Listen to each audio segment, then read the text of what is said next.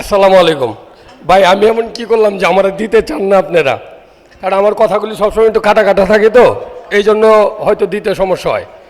আজকে ওই এজিএম, যে এজিএমগুলিতে আগে আমার জানা মতে আমি দুইটা এজিএমে আসছিলাম। একটা এজিএমে দেখলাম মারামারি লাগছে, বেরিয়ে গেছি। আরেকটা এজিএমে ঢুকতেই পারি নাই, কারণ আমি নাকি বিরোধী দলের লোক।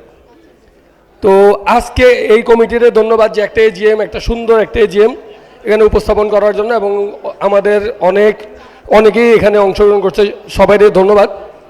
আর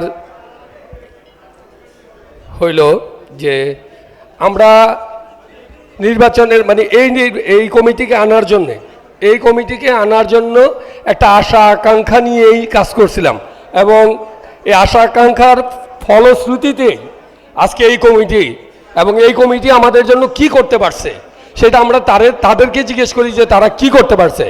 তবে আমি বলবো যে আগে পূর্ববর্তী যে কমিটি, যেটা দীর্ঘদিন ছিল, সেই কমিটির অ্যাকাউন্টে 32 কোটি টাকা ছিল, না 30 কোটি টাকা ছিল, কিন্তু তারা যাইবার সময় সেটা 17.35 কোটিতে রেখা গেছে।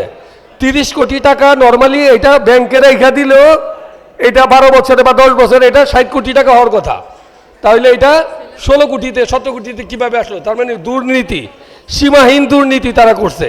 তো আজকের যাদেরকে আশা করে আজকে আমরা এই বোর্ডে বসাইছি, আমি তাদের কাছে জানতে চাই ওই দুর্নীতিবাজদের বিরুদ্ধে তারা কি অ্যাকশন নিচ্ছে, কি পর্যায়ে আছে তাদের অ্যাকশন, সেটা যদি তারা একটু খোলাসা করে বলতো, তাইলে আজকে আমরা যে খাটছি সেটা সার্থক হতো। ধন্যবাদ। আসসালামু আলাইকুম।